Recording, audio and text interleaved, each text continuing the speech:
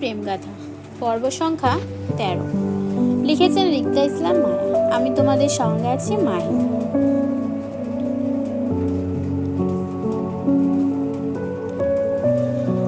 মায়ের উত্তরে মুচকে হাসলো রিফাত। একত্রে তিনজন হাঁটা ধরলে রাকিবের চোখে ভাসলো মায়ের পা খুঁড়িয়ে হাঁটা বিষয়টি। বুঝতে পারলো এটা সেদিনকার দুর্ঘটনার ফলে। প্রেমিক পুরুষের মনটা হঠাৎ মোচড় দিয়ে ওঠে ব্যথায়। মায়ের পাশাপাশি হেঁটে অসুস্থতার কথা জিজ্ঞাসা করলো বেশ করে।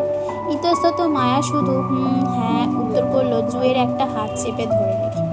মায়ার সামান্য সহানুভূতিতে যেন রিফাতের মনে বিশাল প্রশান্তির অনুভব হলো। সেজন্য ঠোঁটে গাঢ় হাসি টেনে বাকিটা রাস্তা মায়ের পাশাপাশি হাঁটল রিফাত। কিন্তু কলেজ গেটের কাছাকাছি আসতেই বাধার সম্মুখীন হলো তিনজন। বিপুল জনগণের ভিড়ে কলেজ যাওয়ার রাস্তা খুঁজে পেল না। অসংখ্য মানুষের গমগমে পরিবেশ। পুলিশ প্রশাসন, সাধারণ জনগণ থেকে শুরু করে মন্ত্রী মহোদয় নিহাল খানও সেখানে উপস্থিত ছিল। বাবার সঙ্গ দিয়ে হৃদ দাঁড়িয়ে শুভ্র সাদা পাঞ্জাবিতে, ঘামন্ত মুখশ্রী লাল হয়ে আছে অতিষ্ঠে গরমে। তারপরও গম্ভীর মুখে দাঁড়িয়ে বাপদাদার পাশে। হৃদের পিছনে আরও অনেক নেতাকর্মী দাঁড়িয়ে। সবাই কি নিয়ে এত বড় সংগঠনের আয়োজন করলো জানা নেই মায়ের। তবে চারপাশে উত্তেজিত পরিবেশ দেখে মনে হচ্ছে এটা কোনো সাধারণ সমাবেশ নয়। হই হুল্লোড় এই উত্তেজিত পরিবেশকে নিয়ন্ত্রণ করতে পুলিশ বাহিনী থেকে শুরু করে ছাত্রলীগের ছেলেরা পর্যন্ত সেই সম্মেলনে পাহারা দাঁড়িয়ে। অসংখ্য মানুষের ভিড়ে পুরো রাস্তা ব্লক করে ভিড় লেগে আছে পুলিশের। জিপ থেকে শুরু করে অসংখ্য বাইক, কার, ট্রাক, সিএনজি আর অটোরিকশা। মায়ারা সেই সমাবেশের সামনেই আটকা বলল। রিফাত এগিয়ে গিয়ে পরিচিত কয়েকজন ছেলেদের সাথে কথা বলল যাতে মায়াদের যাওয়ার রাস্তা করে দেয়, বাধা না করে। সম্মতি পেয়ে রিফাত মায়াদের নিয়ে রাস্তা পাশ ঘেঁষে চলল কলেজের উদ্দেশ্যে। অসংখ্য মানুষের ভিড়ে হওয়ায় রিফাত সেফটির জন্য জুইয়ার মায়ার হাত চেপে ধরল নিজের দুহাতে। কিন্তু কয়েক কদম যেতেই ফের আটকাল পড়ল পুলিশের কাছে। জুই মায়া তখনও ভয়ে সিটিয়ে দাঁড়িয়ে রিফাতের হাত ধরে। ভয়ার্ত মায়া যখন ভয়ে আড়ষ্ট হয়ে চারপাশে ভীতু চোখ ঘোরাচ্ছিল, তখনই চোখাচোখি হয় মঞ্চে দাঁড়িয়ে থাকা হৃদের তীক্ষ্ণ দৃষ্টির সাথে। ভয়ার্ত মায়া আরও ভয়ার্ত হলো। ফের হৃদের সাথে মুখোমুখি হবে কালক্ষণে ভাবেনি। তাই ভয়ার্ত মায়া হৃদের তীক্ষ্ণ দৃষ্টির আড়াল হতে তৎক্ষণাৎ রিফাত পেছনে লুকিয়ে পড়ল নিজেকে আড়াল করে। মায়ার হঠাৎ কাণ্ডে গম্ভীর হৃদকে আরও গম্ভীর দেখালো।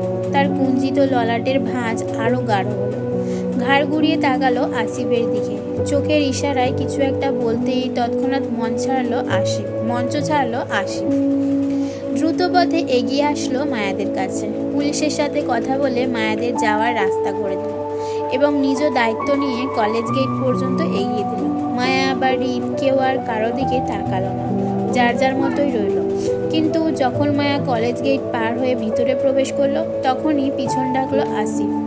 মায়া পিছন ঘুরতেই অত্যন্ত বিনীত সহিত আসিফ একটা গোল প্যাকেট এগিয়ে দিতে দিতে বলল, এটা আপনার। মায়া বুঝলো না আসিফের কথার মানে, তাই প্যাকেটের দিকে তাকিয়ে ফের আসিফের উদ্দেশ্যে শুধিয়ে বলল, আমার মানে? জি ভাই পাঠিয়ে এটা আপনাকে দিতে। হয়তো আপনার কিছু হবে, আমি চেক করে নিই, আপনি পরে চেক করে নেবেন, এখন ধরুন। আসিফের সহজ সরল কথায় মায়া ভীষণভাবে চমকায়। হৃদ খানের মতো মানুষ মায়াকে ভালো কিছু দেবে এটা হতেই পারে না। মায়ের ধারণা আসিফের হাতে এই ছোট্ট খামের প্যাকেটটিতেও এমন কিছু আছে যেটা মায়াকে ফের অপমানিত করবে।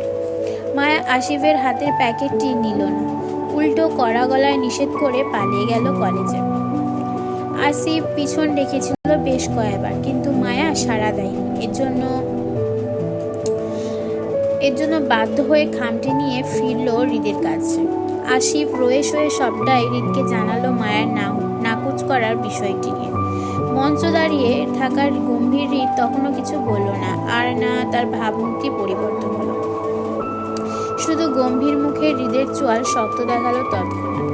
অতি রাগ চেপে রাখার প্রয়াসে তার গম্ভীর চোখ দুটো খানিকটা লালাভময় দেখালো। শক্ত চোয়ালে সামনে তাকাতে তাকাতে আসিফের উদ্দেশ্যে বলল, তোর বেয়াদব ভাবির খোঁজ পেয়েছিস? না ভাই।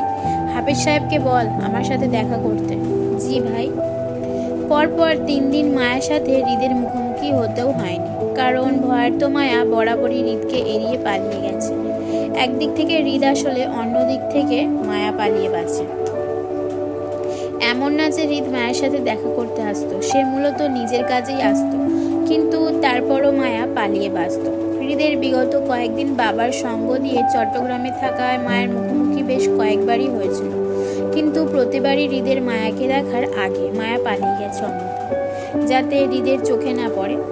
এর জন্য মূলত দুজনের আর দেখা হয়।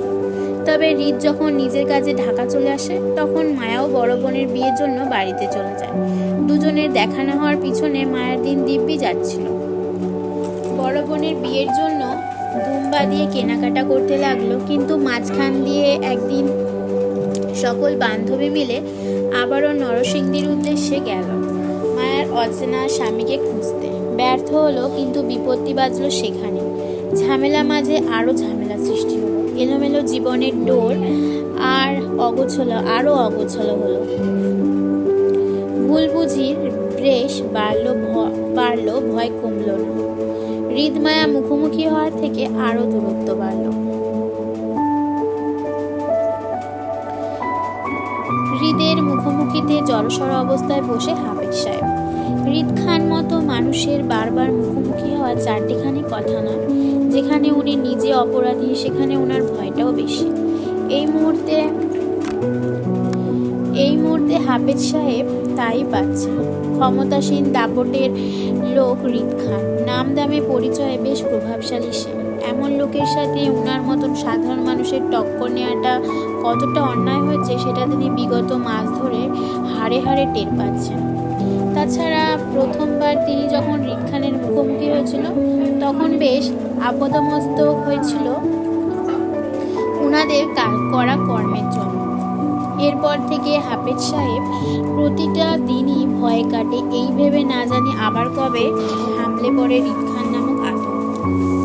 হাফেজ সাহেব বুঝতে পারছেন 1.5 বছর আগে সেদিন রাতে ওনারা ভুল করেছিল হৃদ খানের ওই অপরিচিত মেয়েটির সাথে বিয়ে দিয়ে।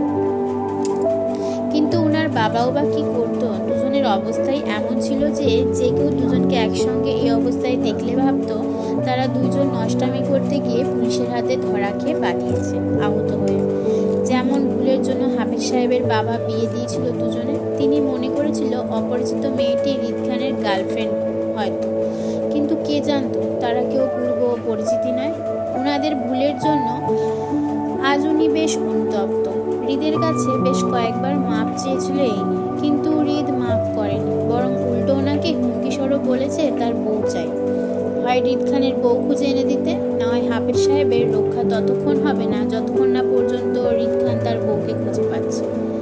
চক্রের বেড়াজালে ফেসে গেছেন তিনি, ভালো করতে গিয়ে উল্টো খারাপ হলো। এবার হৃদ খানের বউকে কোথায় খুঁজবে কে জানে, নাম ঠিকানা কিছুই জানা নেই ওনার মেয়েটির। তারপর আবার ওই রাতের দেখা একটু করে মেয়েটির চেহারাটাও ভুলে গেছেন তিনি। অসহায় হাফেজ সাহেবের শেষ রক্ষা আর হচ্ছে না হৃদ খানের হাত থেকে।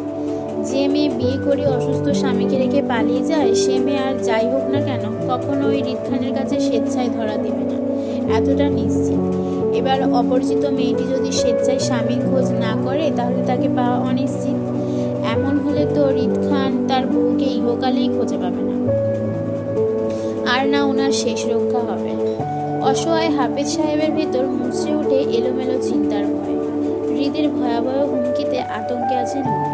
কি করে হৃদ খানের লুকায়িত বউকে খুঁজে বের করা যায়, সেই চিন্তায় বিগত মাস ধরে বাসায় যায় না। বাড়িতেও ঠিকঠাক ফোন করে, কথা বলে না। রাজশাহী থাকছে নিজের আমবাগানে। এমনকি হাফেজ সাহেবের ফোনটাও চুরি হয়ে গেছে হৃদের বাসায় আসার প্রথম দিন। কিন্তু চিন্তায় এখনো নিজের জন্য একটা ফোন কেনা হয়নি ওনার, আর না রেজিস্টার করা সিমটা উঠানো হচ্ছে। অফিসের ফোন দিয়েই একটু আধটু কথা বলে বাসায়, ব্যাস এতটুকুই। কিন্তু এখন আবার কেন হৃদ খান দ্বিতীয়বারের মতো ওনাকে ডেকেছেন, সেটা উনি বুঝতে পারছেন। আর সেজন্য উনি এতটা ভয়ে আছেন এই নিয়ে। যদি হৃদ খান নিজের বউকে খুঁজে পাওয়ার কথা জানতে চায় ওনার কাছে, তাহলে উনি কি উত্তর দেবে? কোথা থেকে খুঁজে আনবে হৃদ খানের লুকায়িত বউকে? এমন পরিচয়হীন বউকে খুঁজে পাওয়া আদৌ সম্ভব কারোর পক্ষে? ভীষণ বাজেভাবে ফেঁসে গেছেন হাফিজ সাহেব। সেই চিন্তায় এসির নিচে বসেও ঘাম ঝরছে কার নিসবে। হৃদ ওনার সামনেই বসা, বেশ শান্ত আর গম্ভীর। হাফিজ সাহেবকে ঘামতে দেখে সোজা হয়ে বসল। টি টেবিলের ওপর কফির মগটা হালকা হাতে হাফিজ সাহেবের দিকে এগিয়ে দিতে দিতে বলল, রিল্যাক্স হাফিজ সাহেব। ভয় পাচ্ছেন কেন? আমি কিছু করেছি? করি নাই তো। আপাতত আপনাকে কিছু করার ইচ্ছেও নেই আমার, তবে বউকে খুঁজে না পেলে অবশ্যই করব, রক্ষা নেই। নিন এবার কফিটা খান আর মনোযোগ দিয়ে আমার কথা শুনুন। কিছু প্রশ্ন করব, ঠিকঠাক উত্তর দিবেন। তারপর কপাল ভালো থাকলে সুস্থ সবল বাসায় ফিরবেন, আর নয়তো আপনার ভাগ্যে যা আছে তাই। হৃদের হেয়ালি কথায় হাফিজ সাহেবের ভয় আরো জোরালো হলো। এমন ভয়াবহ হুমকিতে ওনার গায়ের পশম কাটা হয়ে উঠল। জড়সড় অবস্থায় বসে থেকেও মৃদু কম্পন দেখা গেল ওনার গায়ে। শুকনো গলা হা হা করে উঠল তৃষ্ণার তোপে। তৎক্ষণাৎ তিনি ঠোঁট নাড়িয়ে কিছু বলতে গিয়েও গলা চেপে আসলো অদৃশ্য ভয়ে। হৃদ হাত বাড়িয়ে কফির মগটা এগিয়ে দিয়ে পুনরায় গায়ে নিয়ে সোফায় বসতে বসতে হাফিজ সাহেবের কাছে মনের দুঃখ প্রকাশ করার মতো করে হতাশ গলায় বলে, বুঝলেন হাফিজ সাহেব, বেয়াদব বউয়ের চক্রে ফেসে গেছি আমি। না তাকে হাতে পাচ্ছি আর না শান্তিতে থাকতে পারছি, এমনকি শান্তিতে ঘুমাতেও পারছি না। প্রচুর ডিস্টার্ব করছে স্বপ্নে। আচ্ছা আপনিই বলুন, এমন ডিস্টার্বের বউ কি কারো হয়? আপনার বউ কি আপনাকে ডিস্টার্ব করে? আমার বউয়ের মতো বেয়াদব মহিলা? হৃদের হতাশায় বিস্মিত হাফিজ সাহেব। শক্তপোক্ত হৃদখানও যে কারোর জন্য এতটা ছটফট করতে পারে সেটা তিনি আজ নিজের চোখে দেখলেন। এত হুলুস্থুলু করে কেন হৃদখানের বউকে চায় এবার তিনি বুঝতে পারছেন। তারপরও মুখে কিছু বললেন না হৃদের ভয়ে। শুধু হৃদের কথার অসম্মতি দিয়ে মাথা নাড়িয়ে না বুঝার, যার অর্থ ওনার বউ বেয়াদব হৃদের বউয়ের মতো। হাফিজ সাহেবের সম্মতিতে হৃদের হেয়ালিপনাও আরও বাড়ল। দায়সারা গলায় বলল, এর জন্য তো বেয়াদব বউকে লাগবে আমার। স্বামীর দায়িত্ব পালন করব, বউ পিটিয়ে সভ্য বানাবো। আপনি বরং ঝটপট আমার কিছু প্রশ্নের উত্তর দিন। জড়সড় অবস্থায় কোনো রকম উত্তর করলো হাফিজ সাহেব। বলল, জি। গুড, তো সোজা কথায় আসছি। আপনারা যে মেয়েটির সাথে আমার বিয়ে দিয়েছিলেন, মানে আমার বউ, তার কাছে কি কোনো রকম ফোন দেখেছিলেন সেদিন রাতে, বা কারোর নাম শুনেছেন মেয়েটির মুখে? হৃদের প্রশ্নে তৎক্ষণাৎ উত্তর করল না হাফিজ সাহেব, বরং কপাল কুঁচকে সময় নিয়ে চিন্তা করলো সেদিন রাগে মেয়েটির কাছে তারা কোনো ফোন দিয়েছিল কিনা।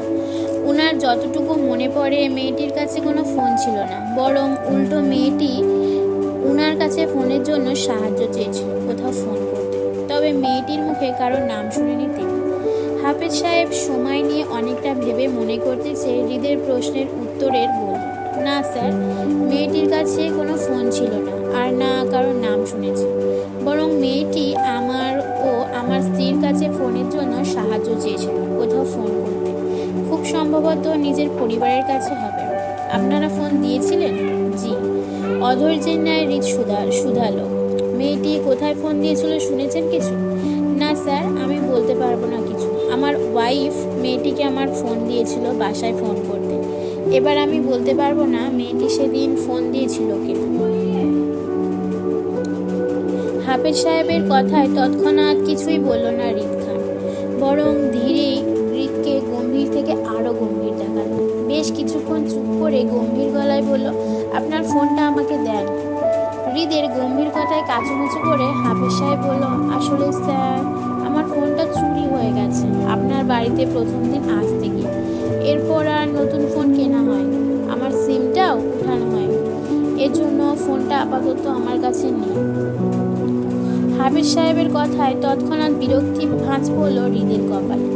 একটার পর একটা ঝামেলা লেগেই যাচ্ছে, কিছুতেই সহজ হচ্ছে না বউকে খোঁজা। বিরক্তি নিয়ে হৃদ গলা উঁচিয়ে হাঁক ছেড়ে আসিফকে ডাকলো। বাইরেই ছিল আসিফ। হঠাৎই হৃদের হাঁক ছাড়া ডাকায় তৎক্ষণাৎ দৌড়ে আসলো সে। হাফিজ সাহেব হৃদকে আসিফকে ডাকতে দেখে ভয়ে সিটিয়ে যায়। এক মুহূর্তের জন্য তিনি মনে করেছিল এই বুঝি হৃদ আসিফকে ডাকছে ওনাকে বন্দি করার জন্য, কিন্তু হৃদ তেমন কিছুই করল না, বরং আসতেই হৃদ নিজের তীক্ষ্ণ বুদ্ধি খাটিয়ে বলল, আসিফ, হাফেজ সাহেবকে নিয়ে যা তোর সাথে। প্রথমে উনার রেজিস্টার সিমটা উঠাবি, তারপর 2017 সালের নভেম্বর 2 তারিখ থেকে 3 তারিখে সকল কল রেকর্ড বের করবি সিম অফিস থেকে। এরপর সময় ধরে নভেম্বরের 2 তারিখ রাত 9টা থেকে নভেম্বরের 3 তারিখ সকাল 6টা পর্যন্ত বিগত 10 ঘন্টার যতগুলো কল লিস্টে থাকবে সবগুলোর একটা তালিকা করবি। কারণ আমরা হাফেজ সাহেবের বাসায় রাত 9টার পরে উঠেছিলাম, আর তোর ভাবি আমাকে রেখে পালিয়েছিল খুব সম্ভবত সকাল 5টা আগে। মেয়েটি অপরিচিত এলাকায় একা তো পালাতে সাহস করবে না, তাই নিশ্চয়ই কেউ নিতে এসেছিল, যাকে তোর ভাবি সে রাতে ফোন করে বলেছিল নিতে আসতে। এবার তার নাম্বারটা অবশ্যই থাকবে কল লিস্টে, এর জন্য শুধু ওই রাতের কল রেকর্ডটা চাই।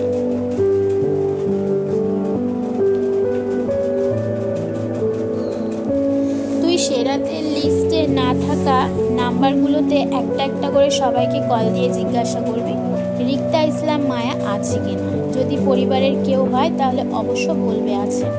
পরিবারের কথা লিস্টে যদি কোনো সন্দেহজনক ওটা হবে আরেকটা কথা লিস্টে যদি কোনো সন্দেহজনক নাম্বার দেখিস যে একই নাম্বার থেকে বেশ কয়েকবার কল আসা যাওয়া করেছে এমন, তাহলে অবশ্যই সেটা আমাকে জানাবি, আমি নিজে কল দেব, মনে থাকবে। জি ভাই। আসিফ তৎক্ষণাৎ সম্মতি দিয়ে তাকালো হাফেজ সাহেবের দিকে। আপনি আমার সাথে আসুন। বিস্মিত হাফেজ সাহেব ঘর ঘোরালো আসিফের ডাকে। তিনি বিস্মিত নয়নে তাকিয়েছিল হৃদের দিকে। হৃদ খানের তীক্ষ্ণ বুদ্ধি সম্পর্কে এতদিন মানুষের কাছে শুনেছে, আজ নিজের চোখে দেখল। হাফেজ সাহেবের তো কখনো মাথায় আসেনি যে এমনভাবেও কাউকে খোঁজা যায় সেটা। হাফেজ সাহেব কিছুটা আশ্বস্ত হলো এই ভেবে যে এবার হয়তো মেয়েটির আসল পরিচয় পাওয়া যাবে অবশেষে। যদি মেয়েটি সে রাতে কোথাও ফোন করে থাকে তাহলে অবশ্যই কল লিস্টে থাকবে, আর এতে হাফেজ সাহেবও রক্ষা পাবে হৃদ খানের কপাল থেকে। কিন্তু অপরিচিত মেয়েটির জন্য বেশ মায়া হলো ওনার। আহা, বেচারি এখনো জানেই না যে কার হাতে পড়েছে। হৃদ খান যা মানুষ, এই জীবনেও রক্ষা দেবে না মেয়েটিকে। এত হুলুস্থুলু পাকিয়ে বউকে খুঁজে সহজে ছেড়ে দেবে, এটা চিন্তা করাও ভুল। অবশ্যই হৃদ খান নিজের কাছে রাখার জন্যই এত অধৈর্য হয়ে বউকে খুঁজছে। তবে আল্লাহ মেয়েটির সহায় হোক, অন্তত হৃদ খানকে সারা জীবন হজম করার মতো ধৈর্য দান করুন, আমিন। হাফেজ সাহেব আসিফের পিছন যেতে যেতে মনে মনে বেশ করে দোয়া পড়ল হৃদের অপরিচিত বউয়ের জন্য। সকল তথ্য জোগাড় করতে করতে রাত 1টার উঠে গেল সময়। হাফেজ সাহেবের সিমের কল রেকর্ডের লিস্ট এখন আসিফের হাতে। সেটাই মূলত হৃদকে দেওয়ার জন্যই হৃদের বাড়িতে ঢুকলো আসিফ। সারাদিন এই বিষয়ে তথ্য জোগাড় করতে করতে সময় পার হলো তারপরও বিন্দুমাত্র বিরক্তিকর রেস দেখা গেল না আসিফের চেহারা। বরং হৃদের দেওয়া কাজগুলো ঠিকঠাক করতে পেরে সন্তুষ্ট সে। হাতে থাকা কল লিস্টের কাগজটায় পরপর কয়েকবার চোখ বুলালো আসিফ। হৃদের কথা মতো 2 তারিখ থেকে 3 তারিখের রাত থেকে সকাল অবধি সকল কল রেকর্ডের লিস্ট বের করলো সর্বমোট 20টার মতো, যার মধ্যে 4টা ছিল হাফিজ সাহেবের অফিস কল, 2টো ছিল পারিবারিক কল, বাকি 2টো ছিল আসিফের দেয়া হৃদের কল, যেটা হৃদ 3 তারিখ সকালবেলা 7টার দিকে করেছিল ওকে। কিন্তু বাকি 12টা কলই ছিল একই নাম্বার থেকে আদান প্রদান করা, তাও রাত 3টা থেকে ভোর 5 পর্যন্ত করা সম্ভব। আসিফের যদি খুব বেশি ভুল না হয়ে থাকে তাহলে এই নাম্বারে অনুসন্ধান করলে পাওয়া যাবে হৃদ ভাইয়ের হারিয়ে যাওয়া বউকে। নিশ্চয়ই মেয়েটি